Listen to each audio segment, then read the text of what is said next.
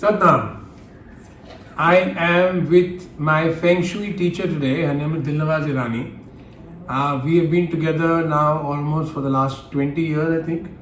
And I think of her like as my mother, and she treats me like a son. And I did a video for you guys on Feng Shui, and whatever I have spoken in that video is what Dilnavaz has taught me. And the response that you gave me was so overwhelming. I got so many messages, so many emails, so many texts, that now that she's here at my home visiting me, I said, why don't you, my teacher, my guru for Feng Shui, speak to the audience directly and give them some tips that can help them make their lives better, healthier and happier. So welcome, Dilnavaz. I'm so glad, so grateful to you for doing this. For giving me opportunity, and thank you all. Bless you all. So I just want to ask you that what is the most basic tip that you can say if somebody doesn't know about Feng Shui, he's never heard about Feng Shui before. What would you say is the number one advice you would give people that they can understand immediately, do it immediately and benefit from it immediately? First is, the entrance of the house. How it is. The clutter outside the house, the clutter as you enter inside the house, the light, everything. So if that is clear, then you get your answer. Because once you see clutter outside and inside as you enter, and if it is not there, you immediately come to know the person's life has got a lot of problems, lot of blockages, obstacles. So you mean like some people take out their shoes outside the house. Yeah. So when you enter the house, you can see a lot of slippers outside. And so that's clutter you're talking about. Yeah. Also, some people taking out shoes is no problem. It is everyone's belief that they don't want to bring the shoes inside. Very good, but it should be in a very decent order, either in a closet, either and it should be placed neatly. It should not look like some garbage. One on top of the other, just thrown around. That is not this. That absolutely. I think what you're also saying is some people keep their old bicycle outside or some garbage bin outside. No. I seen people put dustbin outside the house. It's a disaster. Yeah. Also, what I understand from what she's saying is what I have personally experienced, because I had gone to one artist's house for the first time, and he was an unknown artist, and I liked his work, and I was shocked that he was not prospering the way he should. And then, because I've learned so much from her, I told him, listen, please clean the outside of your door. There were cobwebs. It was dusted. His nameplate was not there. Again, I think you would want to tell them that your name should be there outside the house. The name should be very prominent. Because that's where the energy is coming into. You are yourself, the house has its name, the stem. I had seen one house which had got ivy creepers over it, made specially, and that person's life was so miserable. I just told them, remove this nameplate, put a simple nameplate. We do have good dimensions and all, so we just made it, and that person clicked. He got married, he got everything done only by that nameplate, and he was amazed with that. Also, the mistake some people make, because the door is such an important thing that I think it's better to spend some time on it. They write the name in a wrong fashion. Like some people, for the sake of fashion, they will write it going up and then falling down, or the name in the design, so it will be AMAN, something like that. So now these things are a disaster, because it should have a very positive connotation. Even number, especially in Europe and all, I see like it's 702, so that's falling down. Downward energy. Always have a upward energy. Anything you do, upward energy, and it takes your flow up, and that is the best way. In all America, Europe, you go, they will put their numbers like this, and usually if you see their houses, their lifestyle, they are in disaster. Either they are separated, broken, they keep changing the houses. That is what happens.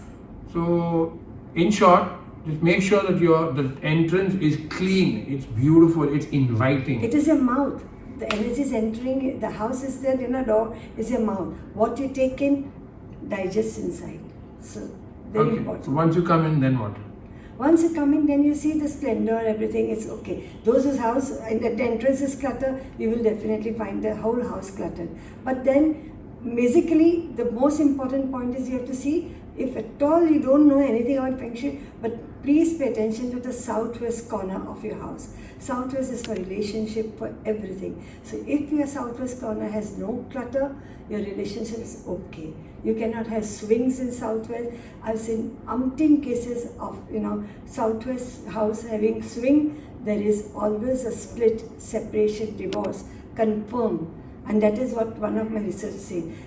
Whenever I go, I tell them to remove and things patch up.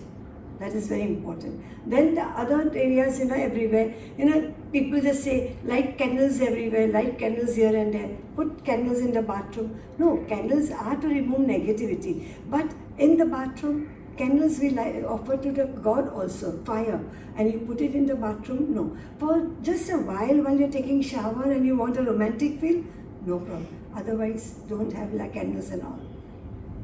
Very important. Create Ambience. Also one other important topic of discussion I think is the bedroom, because I just recently sent Dilnavaz to one of my students' house, and my student was suffering because her son was suffering, and for any mother, the son suffering so much is going to be something which is very unpleasant, and she was perpetually depressed. And then Dilnavaz entered, and you want to tell her what happened in that house? You remember? We were talking about the horse behind. You should never have very heavy thing behind your bed. Bed should have the high, bedpost. That is very nice. But having paintings and all which depict movement, you do not get sleep. Like, horse running, galloping, the horse crushes you under. You cannot have good sleep. Plus, you always you will be dreaming and restless sleep. So nothing heavy. Plus, people have a habit of putting, that, ointment and cream and balm and everything behind in the headboard, which you have got something like that. Don't put it. Don't put it. Because 8 hours of sleep, you must have peaceful sleep. Nothing behind your head like this. Keep clean, nothing. Even mobile phone, keep it away from you, not near you. How much far away can you keep the mobile? Because at least when you put it, the beep beep that radiation light gives, it should be away from you. But how far? This much away or more? This much. That much is that much is away, yeah. Okay, I just went to somebody's house last week and they had a bed post. I sent you a picture. The bed, the back, the headrest was red in color.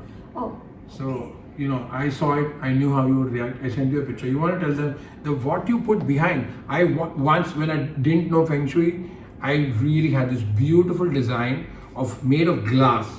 It was so beautiful, I can't tell you. I paid for it, I made it, and then I put it behind my brand new house, my brand new bed.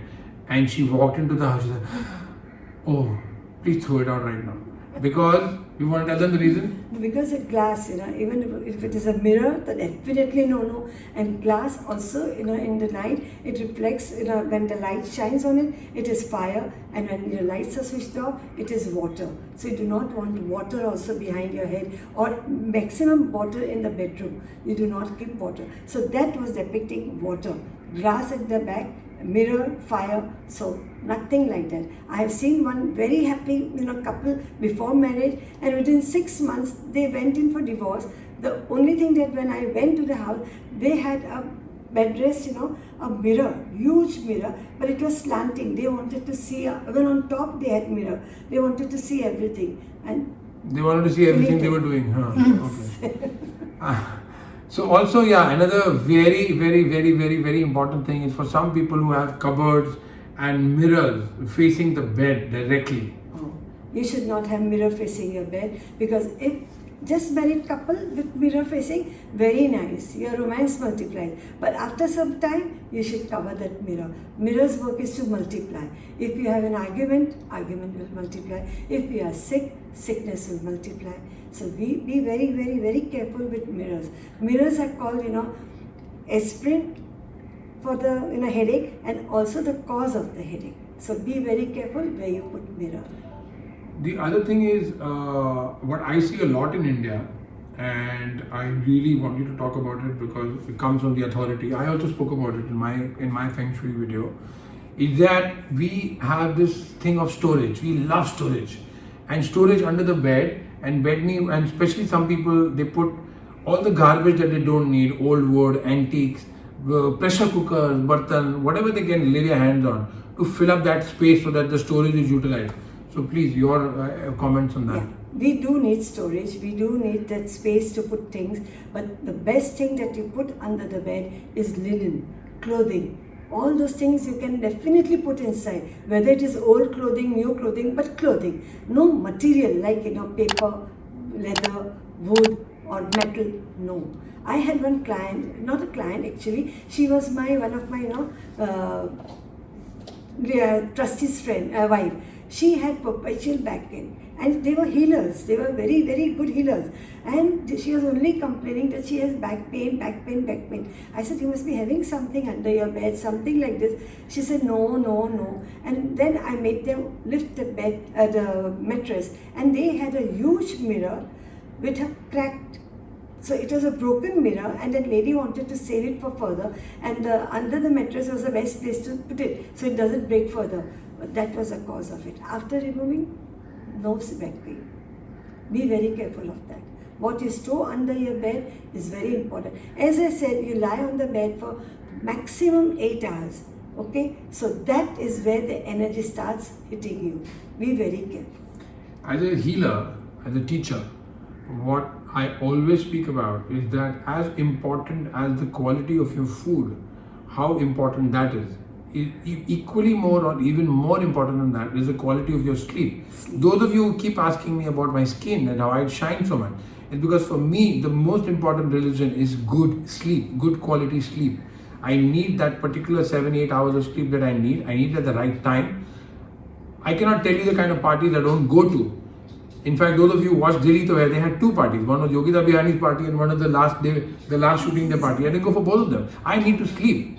You know, so the sleep is so important. As you're saying, you put a bad painting behind, you have a horse that is galloping on your head, or you have red color behind you, you have something, stored inside your bed which is not meant to be there. You're destroying your sleep. And then once the sleep is destroyed, the DNA of your whole life is getting spoiled. There is no peace. You don't have peace. You don't have peace. You're always stressed. You're constantly stressed. And your decisions that you make are bound to be wrong decisions. Yes. Anything about the dining table you want to say? Because dining table, yes. It's better to have a very nice rectangle table or, oval table. But avoid, if possible, round table, because years back when I was taught, it was said that round table conference which Mahatma Gandhi had attended, it was not a success. So we try to be, and if it is at a restaurant, round table is very nice because people eat and move out.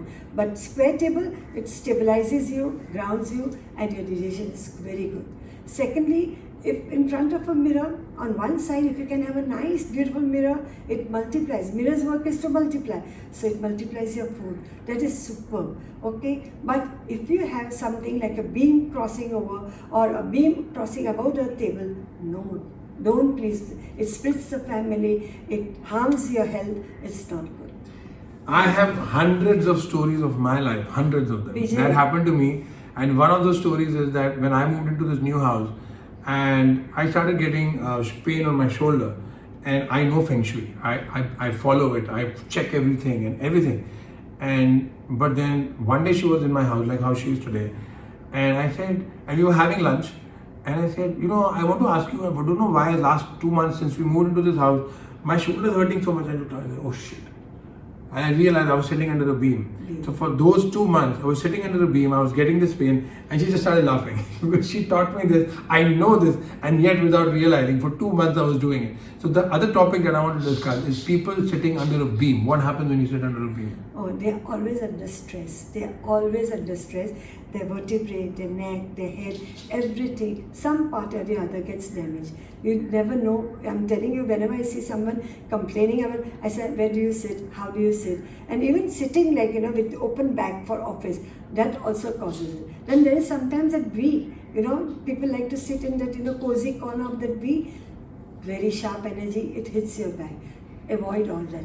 Even though if it is a good corner, you can twist sometime for that, but best is to face with a good solid wall behind or nothing above your head. No, not even cabinets. The cabinets that pull out and you sit under thinking it's not a beam, it's a cabinet, but it causes stress. People cannot work very well. It's very important. So I hope this session was helpful for you because there's so much information. I mean, she's like this whole Bible of knowledge. She has so much wisdom, so much knowledge.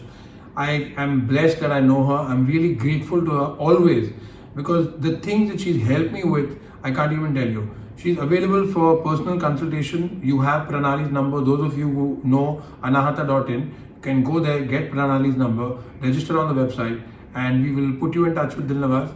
And thank you for being with us, and hopefully she'll agree to do another video and we'll bring that for you whenever she does. And I'll take this opportunity to thank Vijay for bringing me on this. I'm always camera shy, so I don't like to do it. He's been after me to do it, but I'm not. But I also would like to thank him and my masters, my master Mrs. Kajal Sheth and my master in Scotland, Master Chen Kunwa. They have taught me, and today I am because of their knowledge. That is it. Thank you. Satnam. Thank you.